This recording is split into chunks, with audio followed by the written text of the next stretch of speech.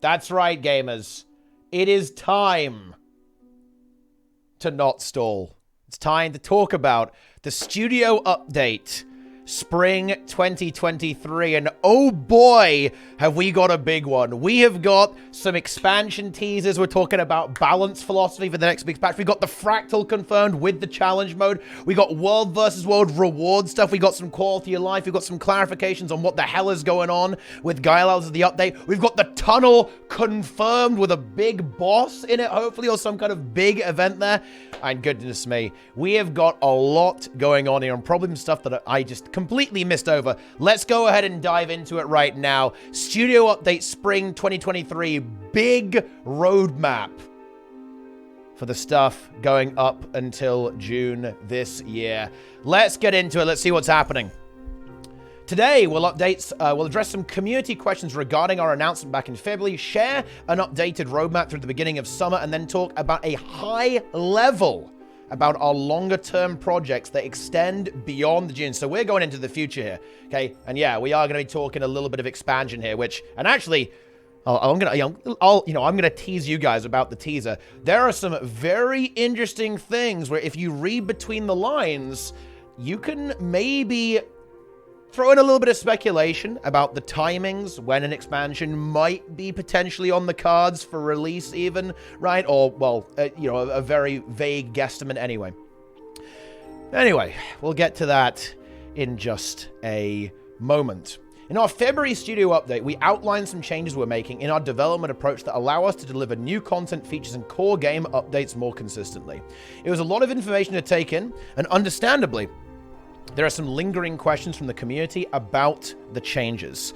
We've been keeping a close eye on the discussion, and below we've compiled responses to some of the more prominent community questions. So, I've been lost in tangled depths for the last 2 months with no cell phone service, and I missed the news. Wow. Oh, that is sharp humor.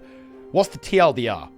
We're changing how we deliver updates to the game so we can adopt a more consistent release schedule. Basically here, they're giving a recap of what we know. We're going from expansion every 2 to 4 years down to an expansion like every year-ish with Living World attached to that with a bunch of features, with a bunch of bundled into that alongside that. So we're looking at new stuff every year as opposed to, 2 to 4 years, which is a big oof. We're getting 2 strike missions a year, a fractal a year, 2 maps in there, masteries, noticeably a different approach to new combat stuff, so not elite specializations. By the looks of this, it's going to be something else instead, right?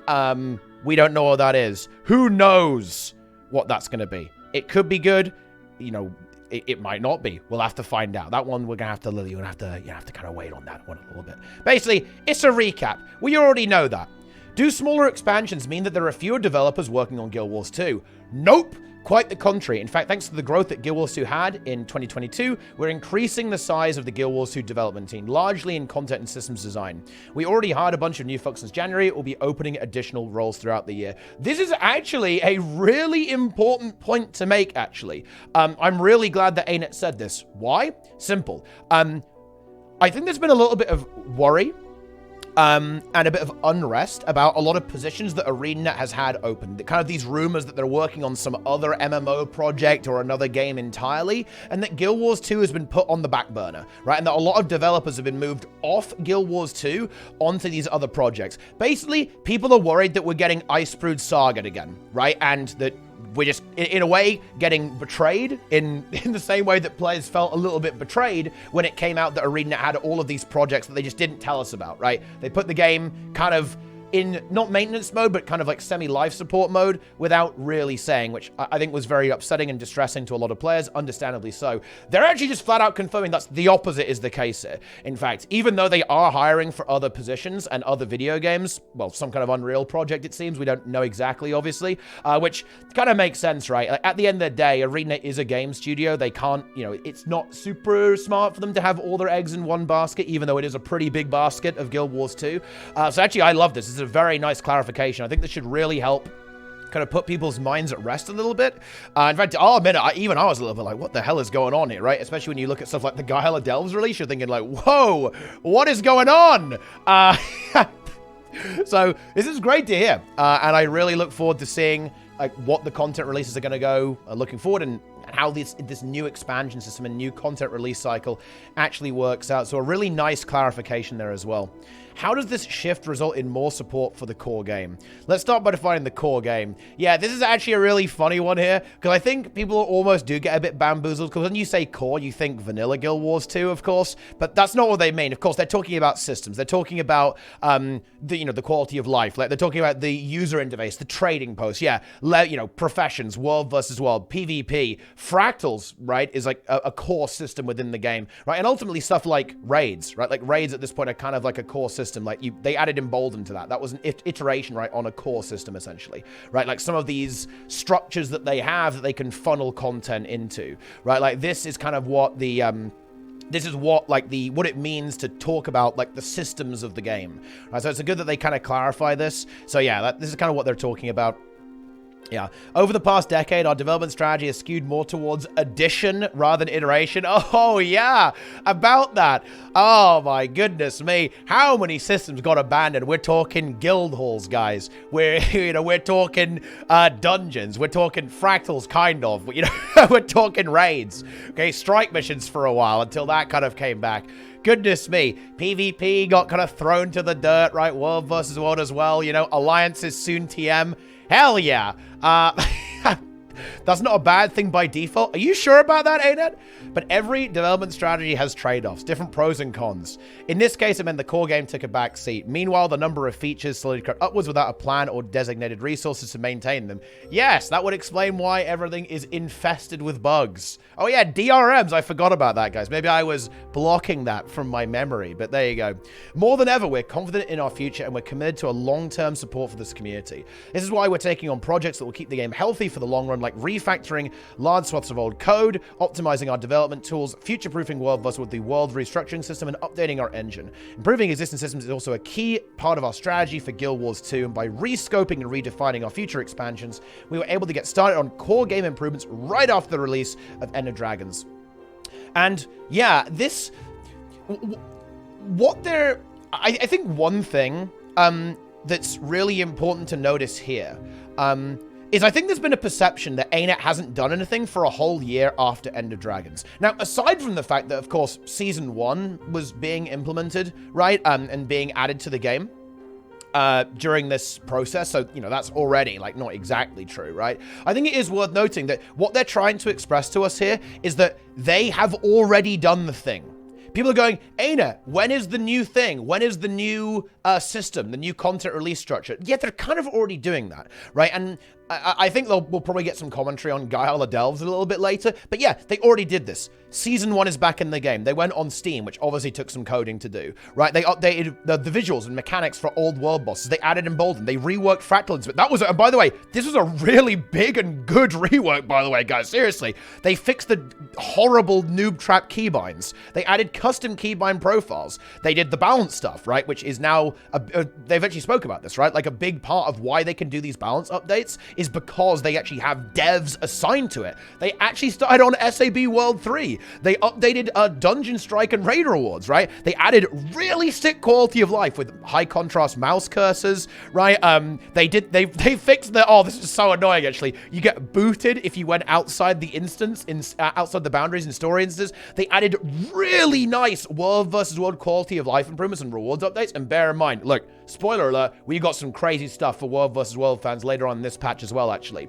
Loads of improvements to new play experience with the mounts, right? The refactoring with the adventure guide, all that kind of stuff. Bank access, well, honestly, that one's a bit of a filler, right? Like, that's, you really wanted they wanted another bullet point there. Wardrobe and die randomizer, that's kind of fun, actually. Mega server map queues, which is a really big feature that got added. Okay, ooh, allied player visual effect filtering. Spoiler, ooh, even more quality of life. But basically, I think it's actually really worth noting that, in my opinion, this core systems team has actually significantly improved the game already, right? New content is really important, but I think we can all agree that maintaining what's in the game and making sure that it's all up to current standards is equally as important. It's not fun to play broken stuff. It's not fun to play things that are out of whack with the current design philosophy or reward structure of the modern Guild Wars 2. I think that this approach with the core systems team is incredibly important, and I am really, really on board with it.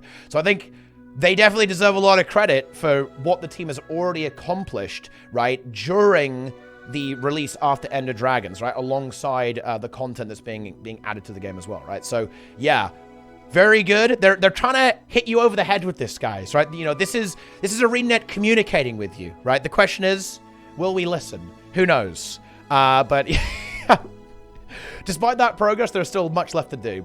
We take a lot of pride in our work and making our players happy, and there's a nearly infinite list of things we like to do. True! However, both time and development resources are finite. If you've ever heard a developer talk about constraints, that's what they're lamenting. So we must be very intentional with where we focus our efforts. For now, we're addressing systems that will positively impact as many players as possible. As time goes on, we hope to dig into more niche areas of the game. You know what they should actually have said here? I wanted to, they should have put in brackets, there should have been some kind of meme here about raids. Like, you know, it should be like, for the, you know, the 2 players who play raids, for the 3 players who play PvP, we're talking about you. And obviously this is a little bit of a tease, but I think this is kind of what they're getting at, right? Obviously, they'd love to fix things with raids, maybe look at Emboldened again, maybe look at rewards, right? Maybe look at, you know, even stuff like adding additional content or adding challenge modes, right? Or something like that, changing the way difficulty works, like more niche areas of the game. That's what they're talking about here, by the way, guys. They're talking about stuff like raids, probably PvP as well a little bit in there, whereas World vs. World and open world PvE are definitely going to be their main focus. And we can definitely see that with the way they're looking at World vs. World rewards, restructuring, all that kind of stuff. Now this is a big one. The February studio update said that future expansions would include combat features and didn't mention elite specializations at all. What does that mean? This is the most important thing in my opinion. I think everything else about the expansions sound really cool. Consistent content, like feature updates, strike missions, fractals, maps, rewards, whatever. Great. This is the big one. Let's see what they say. In the current design and implementation of elite specializations, we feel that with every new expansion, there's been increasingly limited design space left to add new and differentiated roles for each profession. In other words, most of the playstyles that we'd like to see supported for each profession already exist or should exist within their existing elite spec. In other words, they feel that they could add them. They could implement playstyles into existing specs without having to add a new one. Makes sense. I would be inclined to agree. They could maybe squeeze in another round if they wanted to, maybe down the line in a future expansion, right? Maybe, or, you know, almost like add them incrementally. I don't think they would do that, but maybe. But I am inclined to agree with that. Like, there's a lot of stuff going on there, and honestly, the game gets more and more complicated every single time they do this and harder to maintain. So at the end of the day, it's probably a smart decision overall from both a player and dev perspective here, especially seeing as they can just rework existing stuff to make it more flexible and change how these things actually work. With our next expansion, our goal is to further augment the combat options for each profession by adding new tools to their arsenal and by lifting constraints that will unlock an unprecedented number of playstyle customization options, while keeping the feel of Guild Wars 2 combat true to its origins. Theory crafters are going to be very busy. Well, they're saying nothing here. Really? I'm not gonna lie.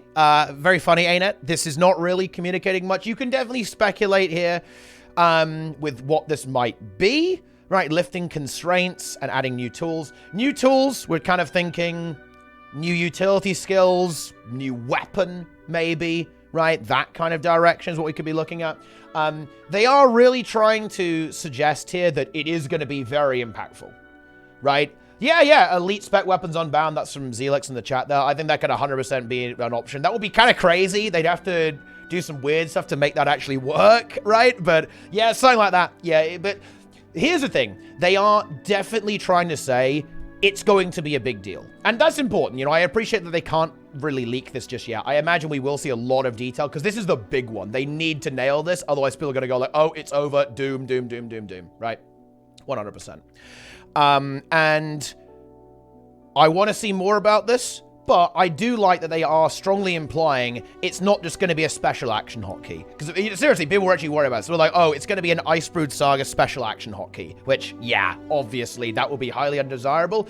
It's not going to be elite specs, but it could be incredibly impactful. Adding a new weapon, reworking existing trait lines, right? Adding stuff like new rune options, new sigil options, right? That kind of stuff can actually be really build-defining and incredibly impactful. Or even adding a new core trait line. Adding a new core trait line, in fact, that just, you know, isn't quite as high-tech, right, as an elite spec, so changing the mechanics fundamentally, that is massive. A core trait line is so impactful because you can use it on every elite spec, yeah? So there are definitely ways where they can make this super high impact and incredibly exciting. So yeah, this is the one that I'm definitely watching the most. I want to see a live stream with this. I want to see some kind of demonstration, right? And hopefully betas, right? They did with the elite spec, so players can kind of get in there and have some fun with it. They need to nail this.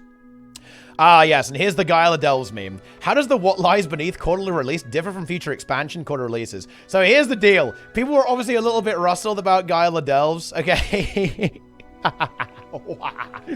Yeah, it was a little disappointing, I think, for a lot of players and how much content they added to the game.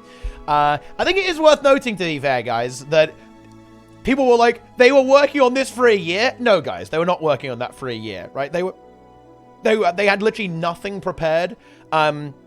After EOD, we know that they basically burned hard to get EOD out the door, and they normally like pre-prepare, pre-develop living world content like before the expansion is even released. So they had to absolutely go for it alongside adding like all the other quality life and and like season 1 stuff into the game.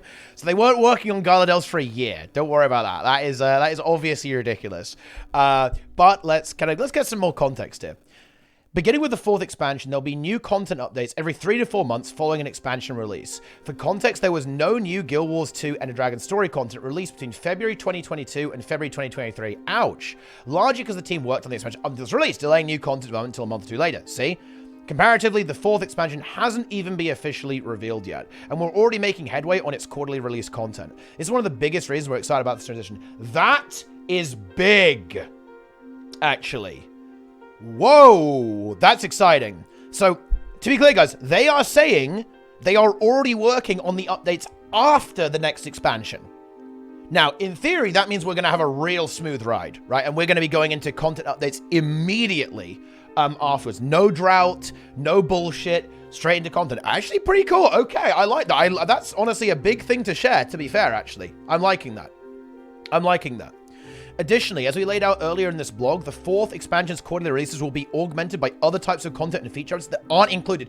Oh, yes, this is such an important point to hit. Because do you know why Gala Delves was disappointing, guys? Because normally a Living World update comes with a Fractal. It comes with a systems update. It comes with a big balance patch, right? It comes with something attached to it, right? Like a new reward, maybe a legendary to go after, right? Something like that. Some masteries or whatever, right? Like something happens, right? This is how Guild Wars 2 updates typically work, right? They're packed with different things. It's not just the content. And that wasn't there for Guyala. And that's a huge reason why that felt a bit like, oh, what, is that it?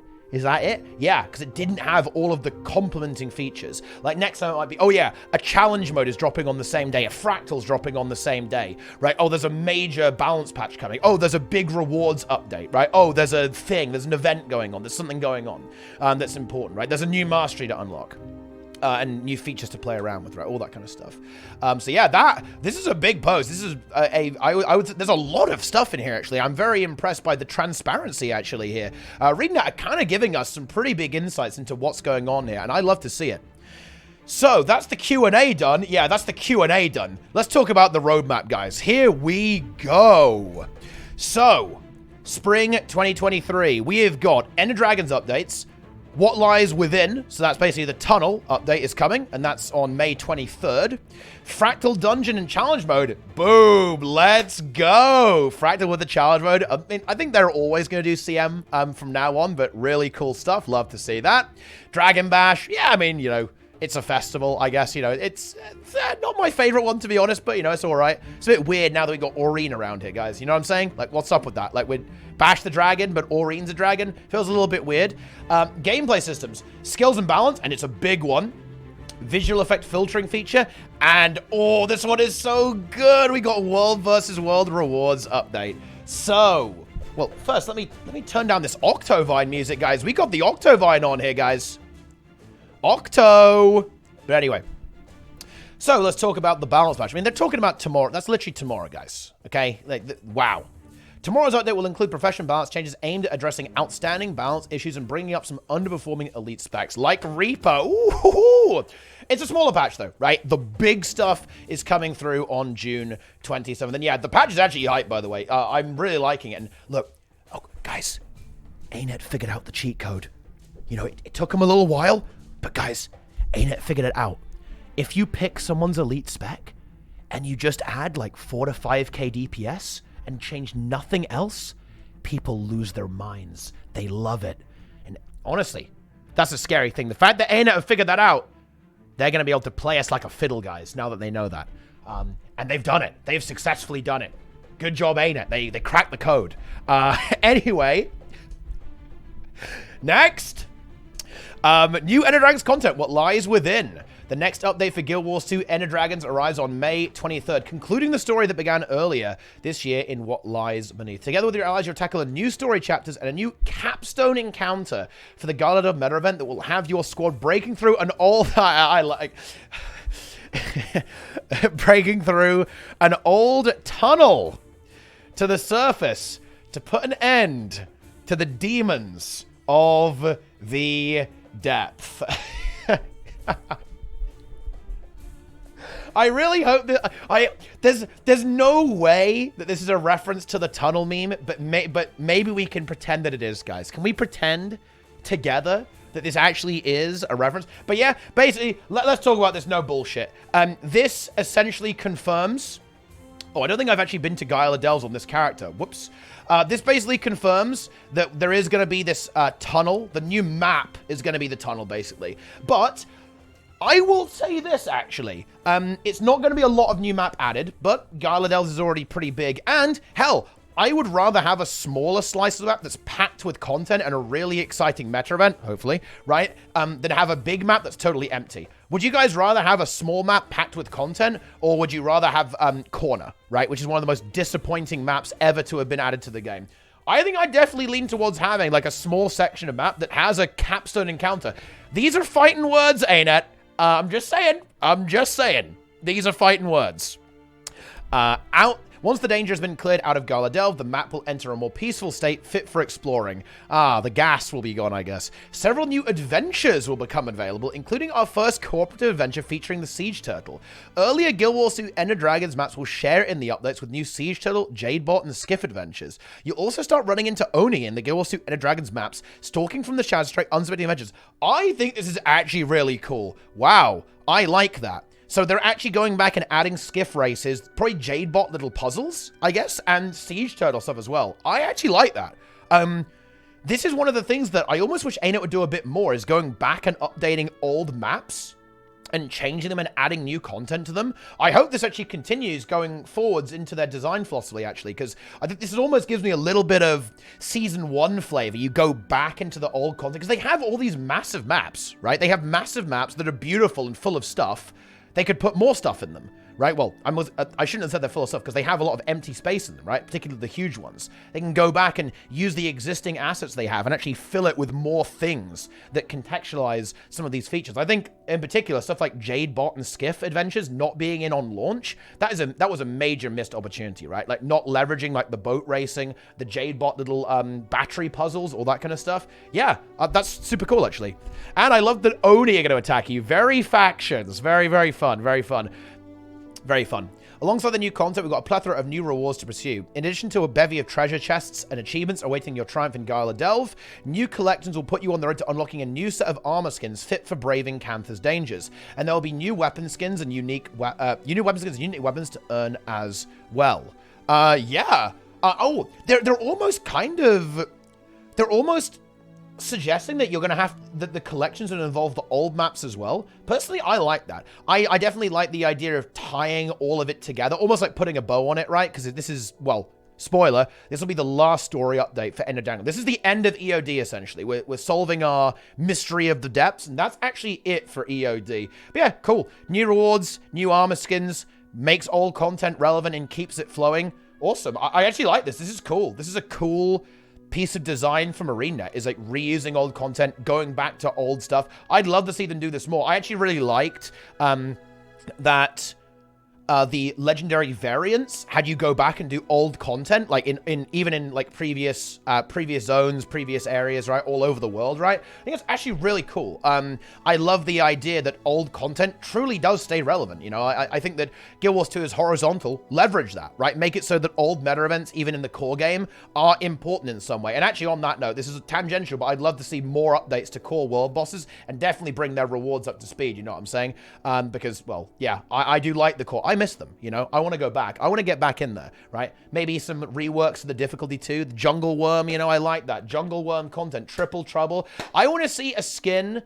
I want to see legendary PvE open world armor, and it requires Triple Trouble for every piece. Ooh, yeah, okay, nice. But anyway, let's talk about the juice. This release will be the last story update in the Guild Wars 2 End of Dragons release cycle. Keep an eye out for hints towards the future, and look forward to the upcoming Fractal, where you can peer further into the shadows under the Jade Sea.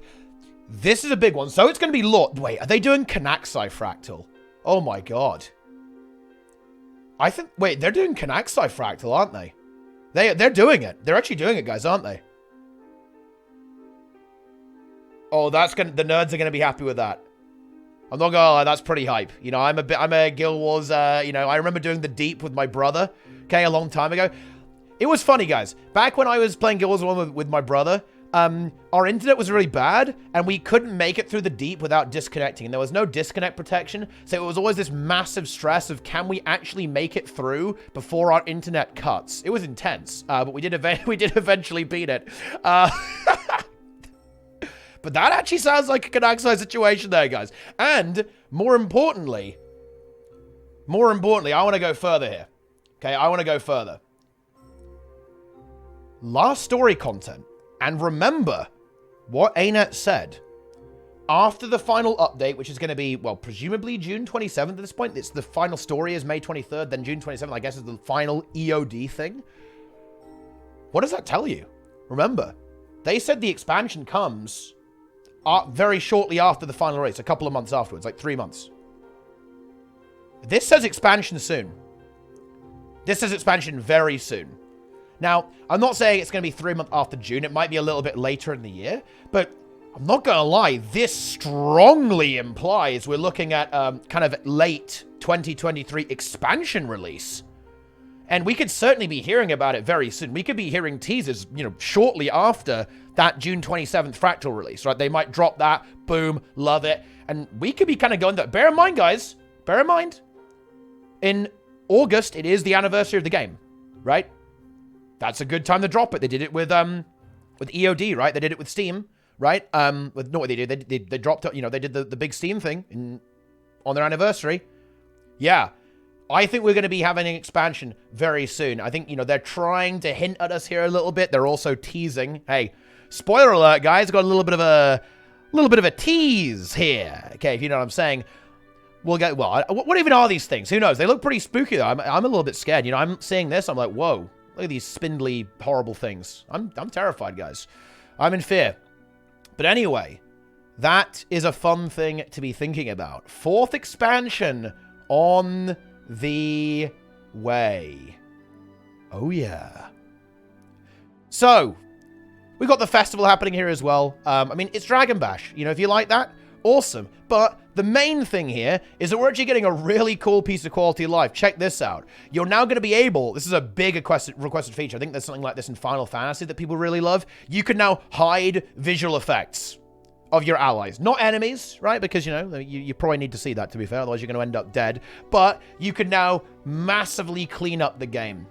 This is going to be really impactful in large situations like massive squads, right? So huge squads are going to be super helpful, particularly in open world, obviously. Can definitely get some value out of it in world wars. But you've got to be a little bit careful when you're dealing with, in kind of cooperative situations where other players actually matter. So you're probably going to want to maybe kind of tweak with this setting in squad content, right? And maybe small scale world versus world. Because bear in mind, you do really want to see what your allies are doing sometimes when you're trying to work with them. But where you're just kind of like in a massive zerg, and that's not really part of the way you play the game, right? Like a giant blob. You don't really need to see every single visual effect. You could maybe turn it down to party, right? Like, for example, they've actually got this. It can be only squad, only party, hide all, hide none.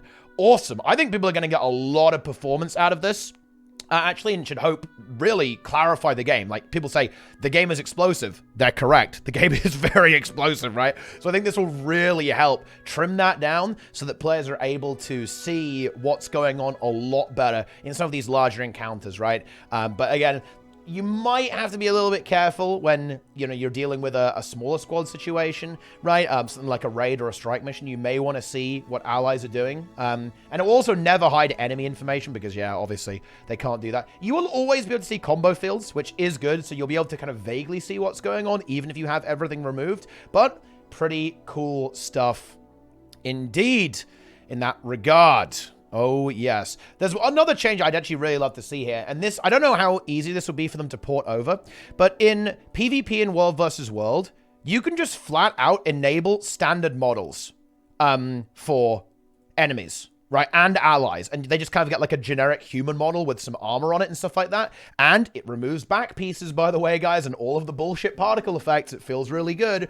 I would love to see this added to PvE. There is kind of an implementation of this, but one, it kind of leaves the back pieces, which is just weird, to be honest. And back pieces are often very laggy. There have been, you know, some back pieces literally tank your FPS in this game. Fun fact. But the implementation right now is weird. You kind of, everyone around you turns into a pink blob with no animations, which just isn't very immersive, right? It's not a very fun experience. So I'd actually love to see some iteration on this system as well, and just basically blend it together and have standard models from PvP and World Sword brought into PvE. Because I think, one, character models are a huge performance bottleneck. In fact, probably the biggest thing, right? We always say, hey, if your game is lagging, character model limit, get this on low or lowest, right? And your frame rate is going to go up massively. If you could kind of preserve some of the game's massively multiplayerness without tanking your frame rate by having these standard models on to get rid of all the bullshit infusions, get rid of all the ridiculous backpacks, right? Get rid of all the clutter. You're going to see another massive improvement in clarity and performance for a huge amount of players, and also keeping the game immersive. Because it's super weird, right? That a lot of the time when you're running around in open world, there's no one around you because everyone's invisible, right? Or everyone's a pink blob, right? Which is just weird, right? Let's see a load of players, right? And you can test this in World vs. World. It does really help with performance, and it allows you to render a lot more characters. So that will be another kind of addition, or like a follow-up almost, improving clarity and improving the performance experience for most players. So yeah, that would be another suggestion I would have there as well. Oh, but here we go. Here is fun. Here is some fun content. As part of our focus on core gamers, we'll be releasing another round of World vs. World improvements, including the addition of a new infusion and weapon set, and new ways to spend your unused skirmish claim tickets and emblems of the Avenger. An account-bound version of the infusion can be purchased after completing an achievement in World vs. World, and Keep Lords will also have a chance to drop a tradable version of the infusion when defeated. R.I.P. Keep Lords. This is actually a little bit of a little mini edition here, just 2 short paragraphs. That's coming with June 6th, by the way. But this is actually a really big deal. I can't believe they didn't, like, you know, where's the meme? Like, they should have gone way harder on this. Where's the image of the infusion? I don't know. It's not here. Maybe the fact that it's from Keep Lords, maybe it's going to be like the righteous indignation. It's going to be the blue glow that the Lords get when they're involved. We don't really know about this stuff. But seriously, this is absolutely awesome. What I really like about these changes is that they get it, right? They get it. And this is something that I'm very impressed. This is important. They have targeted things that the community, I think, has requested here.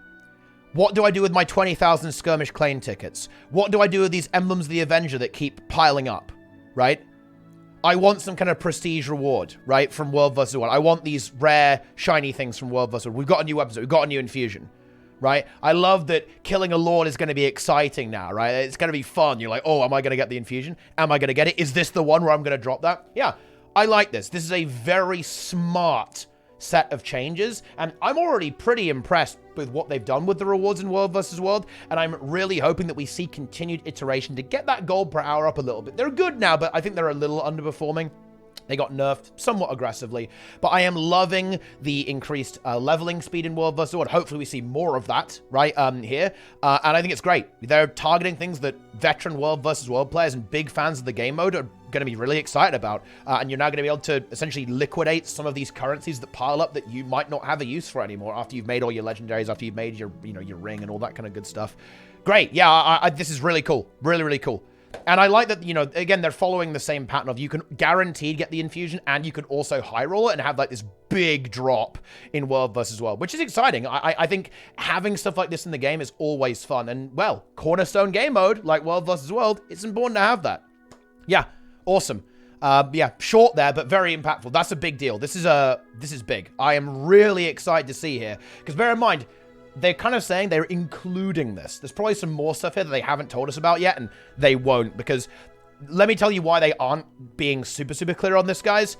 It's because they don't want you to kind of manipulate the economy before it's in the game. They're going to say, hey, you know, those memories of battle, they're going to be real useful in the next patch. Yeah, obviously they're not going to say stuff like that, right? Because that would be a little bit of a spoiler. So they're playing it a bit close to the chest. I'm expecting a fair few more changes being attached to this when we actually see it actually drop. But anyway, here we go. We're still going, by the way. Cancer-themed Fractal Dungeon and Profession Balance update.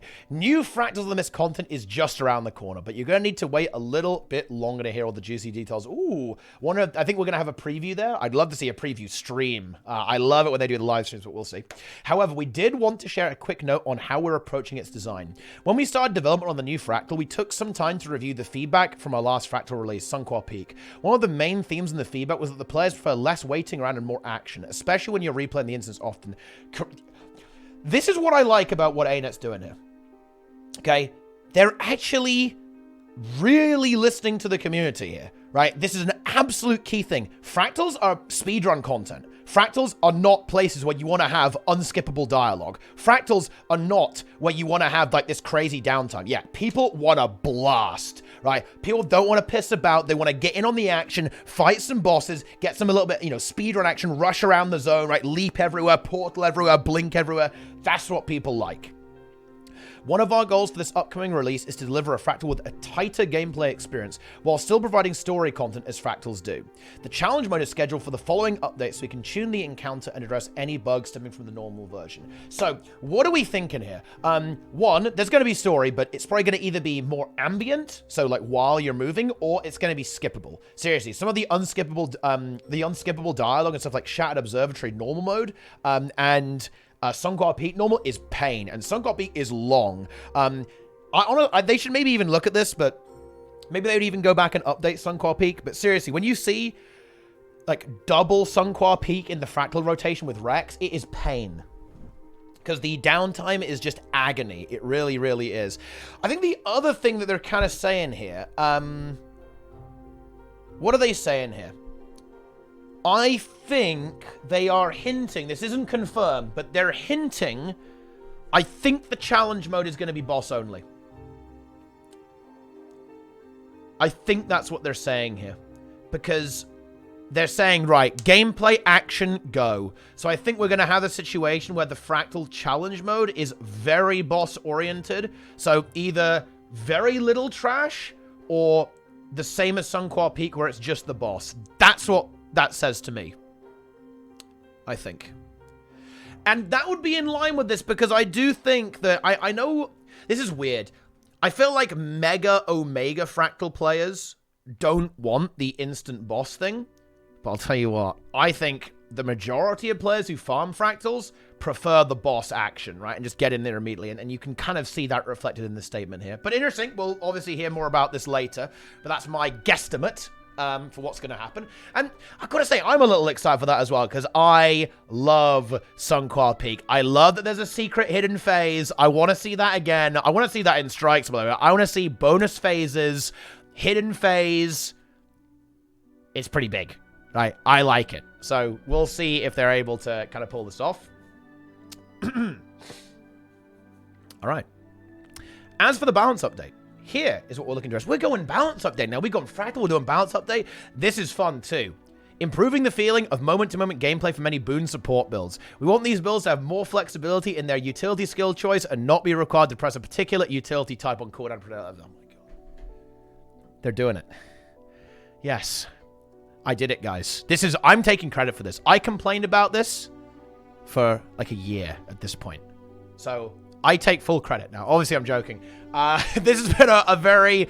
I would say a very big complaint that people have had for a while regarding the way that a lot of builds play out. They're just very spammy. I do feel that Guild Wars 2 has become very, very spammy over time, especially on some of these support builds. And this is a big deal. This is massively going to improve playability. You know, I talked about this on Tea Time, right? Playability is so important for balance. Like, who wants to play Spectre, even though it's really strong? You gotta spam all these wells, man. It's lame. Druid Spirits, lame as hell. Herald, a bit annoying. And yeah, having that flexibility, being able to take in different utility skills, being able to use your skills reactively, this is so powerful. It's why stuff like Mech and Firebrand are so powerful, because they can be reactive, whereas not every profession has that option. It is such a big deal. You can have all the numbers in the universe, but at the end of the day, if you can't be reactive, that is going to significantly reduce the playability of that particular build in real situations. And that is what this targets, and it's an incredible idea.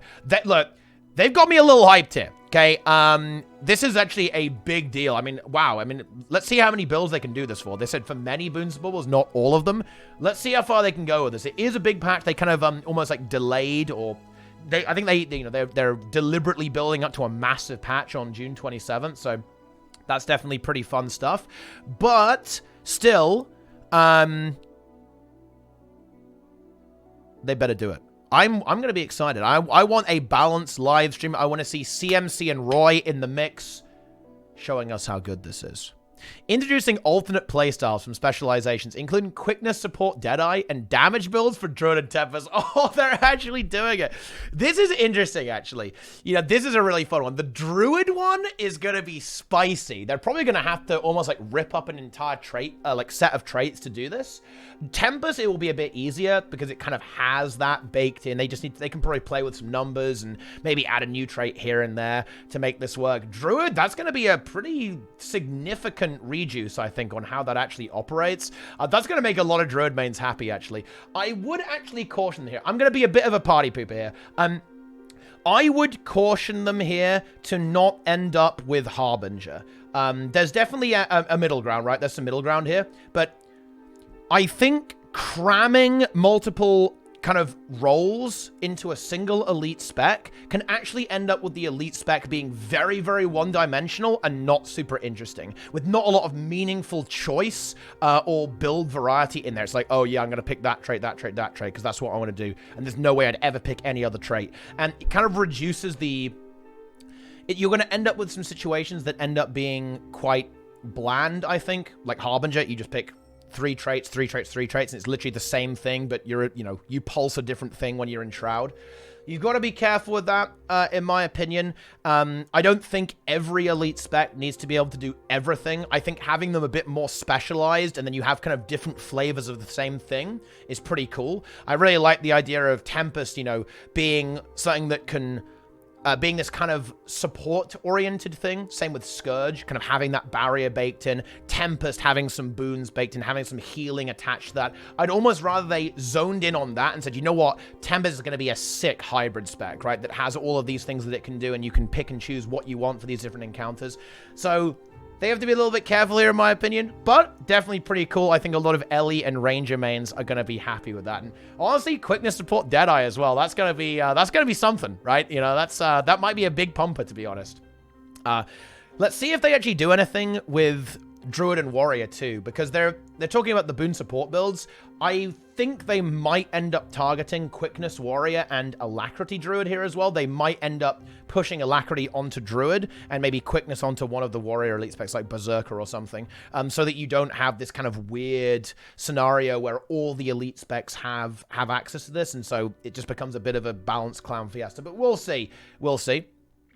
Tuning up some underutilized weapons and solidifying their roles within their professions. For example, we're looking at further defining Ranger Sword as a mobile power damage weapon. Ooh, there you go. If you're a sword enthusiast, you got something to be excited for, guys. Let's go.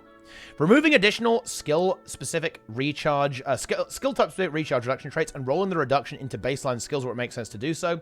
The goal of these changes is to give players more interesting trait options to choose from. I kind of hope they go a little bit further on this. So here's the deal. When they've done this, they've sometimes literally just removed the 20% from the trait and left it being like, oh, you get like 80 stat now. Oh, you get 5% damage now. Oh. Right? So the trait kind of becomes, it just gets stripped away and becomes very boring. So I'm hoping they kind of rework it. For example, the Guardian Staff trait. If they made all the staff cooldowns baseline, awesome. Sounds fun to me. But then it would literally be, you gain 80 concentration and another 80 while you're wielding a staff. Wow. So I think they need to go a little bit further to make these traits more exciting. I don't think it's ever that much fun to just have a stat stick, right? Like, oh, pick that and you get some more attributes. That's more of like a minor trait thing that maybe has like a bundled effect on top of it. So I really hope that there is a bit of reworking that goes on here.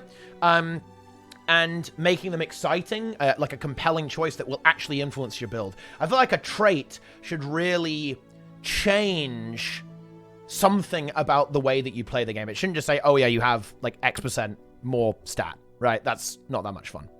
We're excited to see what new builds get unearthed as the update goes live. Ooh, yeah, that's going to be a big one. They are really addressing some key issues in PvE here. Haven't really talked about PvP in World versus World, but, you know, I think they don't really need to talk about it as much because we already know what they're going to do with those gamers. They're going to try and bring new builds and make stuff like, you know, different variants, so stuff like Ranger and Thief can actually exist. Like they did pretty well, right, with some of the recent patches, with Druid now being a really nice support. And in PvP, they're just going to make it balanced, hopefully. Right, and I think we can actually see a bit of a design vision for PvP kind of taking shape already. They're trying to keep the damage high, they're trying to keep the kills happening about the map, right, not letting it bunker down. And kind of the same in World vs. World. Not like crazy one-shots, multiple viable playstyles. You can be at range, you can get in melee and push, right? You can kind of cloud out. All these strategies work pretty well. And really trying to push the idea that in World vs. World, you can have a role in large-scale and small-scale play with whatever profession that you're playing, which they've actually taken a lot of steps to do, right? Who would have thought it, guys? You can see Rangers all over the place in World vs. World, guys. Those Druid supports, absolutely crazy. Who'd have thunk it, right? In Guild Wars 2, you know, that's a new thing from the start of the game, I guess. There you go, that's it. And we're still going. It's not over. Long-range development initiatives. Hearing what's coming through the end of June is cool and all, but what else is there, you ask? Here's a high-level look at some of our active initiatives on the Guild Wars 2 team. So what are they doing right now? We're really getting the roadmap now. Oh, they were holding this one in for a while, weren't they? Core game updates. After the Allied visual effect filtering feature releases on June 6th, the team primarily responsible for core game updates will be turning their attention towards completing their most ambitious project yet. A rework of an existing core game reward system. Intriguing, right? This feature is still many months away from shipping, and we're not ready to talk about it quite yet. But we wanted to let you know that they'll be heads down on this one for a while. Just want to make sure you don't assume they've been kidnapped by Script or something. In the meantime, we'll be keeping an eye on feedback regarding the Mega Server map queue and the allied visual effect features, and we'll make additional changes as they're needed. That... I want to say that we're kind of dealing with that season system that we saw. Do you guys remember this? The one they showed on Kaineng by accident? You know, like the, they showed like the seasonal, like almost like battle pass style thing, right? Where you've got to, you know, do things in a season, right? Yeah, I think that's kind of what we're talking about. Obviously, we'll hear more about this a little bit later. But yeah, we're kind of talking like PvE reward track. No, guys. No, when I say battle pass, I don't mean like a paid one. I think, you know, like monthlies, right? It's going to be like that. No. Okay, right. Oh, I've scared them. I've scared the chat now. No. I'm not talking about paid stuff, guys. I'm talking about... They showed this system that kind of implied there was going to be like a mega monthly system, right? There was going to be this kind of large set of things that you could complete to progress this kind of PvE reward track. Or maybe just general reward track, right? It could be PvP as well, right? And World vs. World, like some kind of long-scale thing that just tells you what to do, basically. That... kind of sounds like the type of thing that this could be, right? Leaning into kind of dailies, monthlies. You know, we've been adding a lot of weeklies, right? into the game, all this kind of stuff, right? They've been adding weeklies with the World vs. World weekly, right? So that's maybe where we could be going with that. It's not a paid battle pass, guys. Well, I hope not anyway. It's going to be, well, we don't know what it's going to be, but that's kind of what I would theorize it could be. Yeah. Don't assume they've been kidnapped by script. Humor has happened. But yeah, exciting stuff. Very, very exciting gameplay. Not really much to say on that one. We simply do not know. We have no idea, guys. We don't know. Infrastructure improvements. As of April 18th, DirectX 9 is no longer an option in the settings menu, meaning that Guild Wars 2 is now officially running on DX11. Whoa! So what's next for the engine programming team? DX12? Okay, probably not. Our near-term focus is to knock out any new bugs and crashes related to the upgrade, finish updating our art production pipeline to DirectX 11, and finally begin the work of removing all DX9 code from the engine. Removing this code is the last remaining step that's preventing us from moving on to the most exciting part of this initiative, which is digging into the various technology upgrades that DX11 enables for Guild Wars 2. We're going to need some time to look into the feasibility of each once we finish removing the guts of DX9, so we don't have too many details to share yet. At a high level, our investigation will focus on two areas: performance optimizations and graphics upgrades. Ooh. While there are some global graphical upgrades we'll be exploring, most of the improvements would probably come in the form of new tools and functionality that our artists can leverage for future content. This is actually something they mentioned earlier. I forgot to bring this up. They talked about optimizing their development tools. You might go, oh, that's boring. No! Development tools are so important in an MMO, especially when you're trying to create live content. As I understand it, one of the strongest parts of World of Warcraft is their dev tools are sick. These guys can crank out a raid and new content and quests and so on like nobody's business. This is why they're able to release so much. Obviously, they have a very large team and loads of funding as well and massive resources, right? But a big part of why that game releases so much is because their dev tools are sick. And honestly, from what we've seen from Guild Wars 2, their tools maybe aren't that great because sometimes things release with massive bugs. Sometimes they have a lot of trouble releasing new content, right? You know, it seems to be pretty hard for them to change the game, guys. Sometimes when they make an update, the entire game breaks, you know? Remember that time, guys, when they changed something totally random and every single raid boss and Fractal boss in the entire game broke? Yeah, I remember that. It was quite recent, actually. But anyway, yeah. So I love the fact that they're looking at improving their dev tools and improving the technology there so they can make content faster, probably more reliably, test it easier, right? All that kind of good stuff, right? It's very, very important when it comes to development. It sounds boring, right? But actually, the fact that they are able to update these tools and improve that aspect of their development cycle is a huge deal, right? It's an absolutely huge deal. The April 18th update also included an upgrade to the Chromium Embedded Framework, the web UI software development kit that powers many of the interfaces in the game and sets us up for a long-term improvements. Aside from better load times and responsiveness for the menus that leverage the tech, most of the improvements here are invisible to the player. Our engine programming team published a blog that covers the recent upgrade in detail. You could go read that blog. You could do it. World vs. World. The team has continued to mercilessly hammer code into compliance in preparation for the next phase of world restructuring, the introduction of alliances. That work breaks down into three main categories: wrapping up the server plumbing needed to support alliances, client data management to be specific, implementing the first pass of the alliance management interface, and fixing bugs related to matchmaking, team assignments, and World vs. World queues. We're targeting early to mid-summer to run the first world restructuring beta with alliances. Functionality will be straightforward, but should give guilds and alliances everything they need to manage their communities, creating alliances, dividing guilds, kicking guilds, and leaving.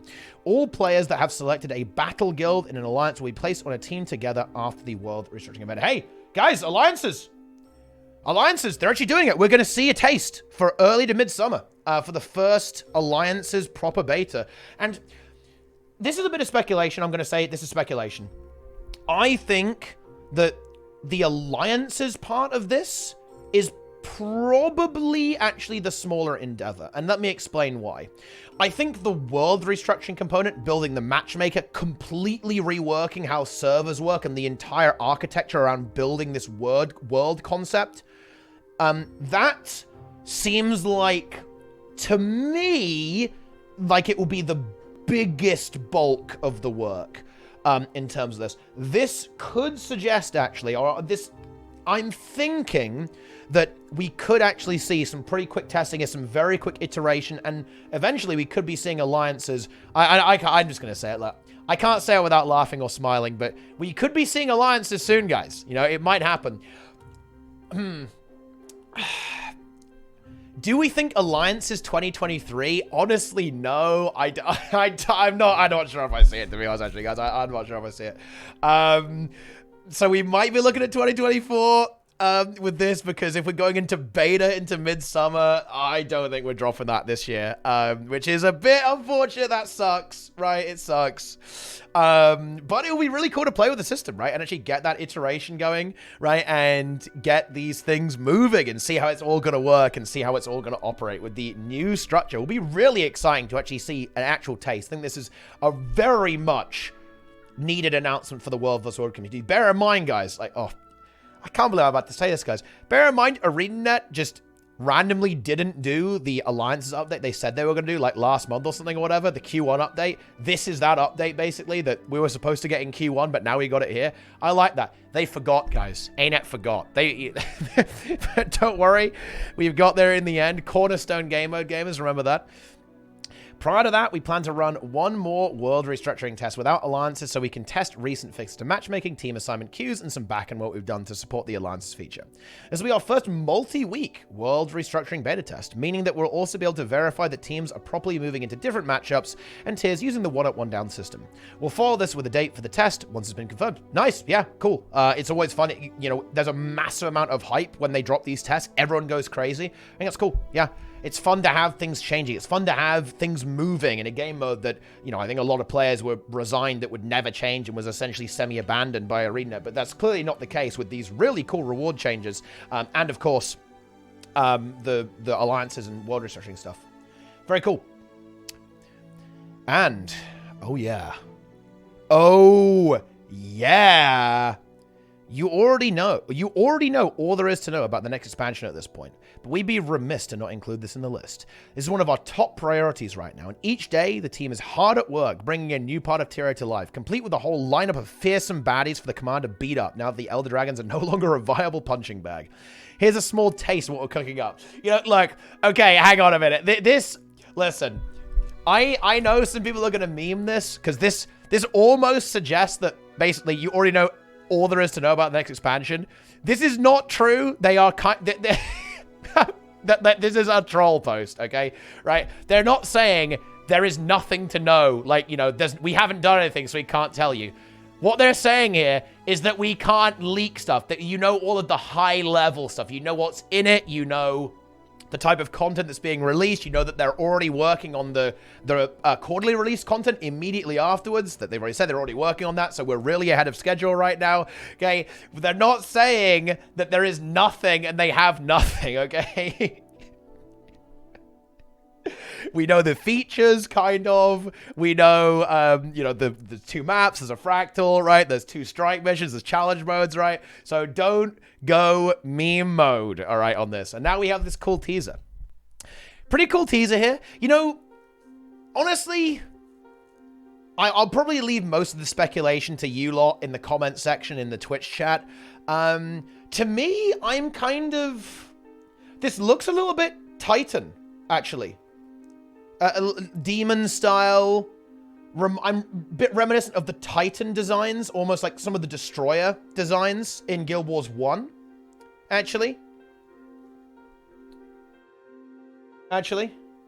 That type of thing. Maybe even Shadow Army, right? Like Fissure of Woe style thing, maybe. Or like the demonic stuff that's in seeping in, right? You know, like the library, right? Kormir's library, like the kind of demonic entities seeping in because the gods are gone.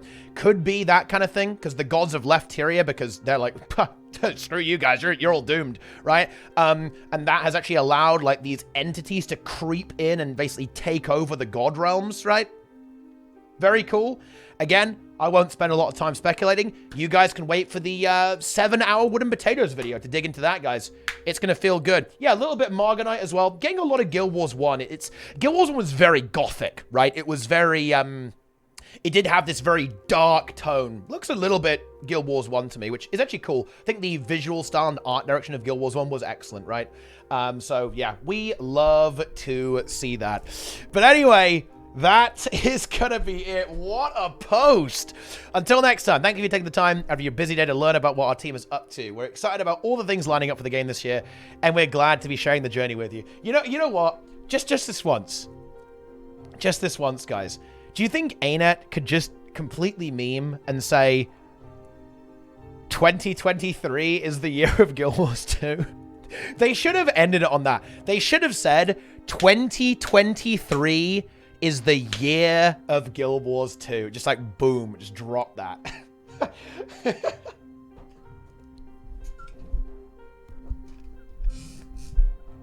Well, maybe 2024, right? Maybe they couldn't do that, but but anyway, that is going to be about it, and what a post. I mean, I could barely even recap this. We got the expansion, we got World vs. World, we were talking about balance, we got the new Fractal, we've got the tunnel with a meta event, we've got this new cool thing over here. The expansion is looking like it's coming towards the end of the year, which is epic. They're already working on content for that. We've got DPS Druid and DPS Tempest on the way. They're fixing some of the really annoying things about the balance. We've got big visual upgrades that will make the game less annoying and less eye-melting. You got Dragon Bash, guys. You can get back into I-100. There's almost too much here. The roadmap is almost too much. ArenaNet, this is a roadmap. Okay? This is what I'm talking about. Real roadmap from ArenaNet. They've hit us hard. And actually, I also really like the Q&A here. And especially, let's read between the lines here. They also did a really good job of kind of bludgeoning people over the head with, game isn't dead. We've got more devs than ever. Like, hey guys, look, you know how you think we did nothing for a year? Here's all the things we did for a year. Yeah, very subtle ArenaNet. However, I do actually want to end this on a slightly meme moment. Do you know why you guys need to write like a 50 bullet point thing reminding us of what you did for an entire year? It's because you don't have a community manager. Might want to do something about that. Then you won't have to do the bullet points, right? Well, you might want to have a few bullet points, but you can just have someone constantly remind people of all the things that you've done, right? So you don't have to put it in a blog post. I think that's a pretty good call, if you ask me. But anyway, that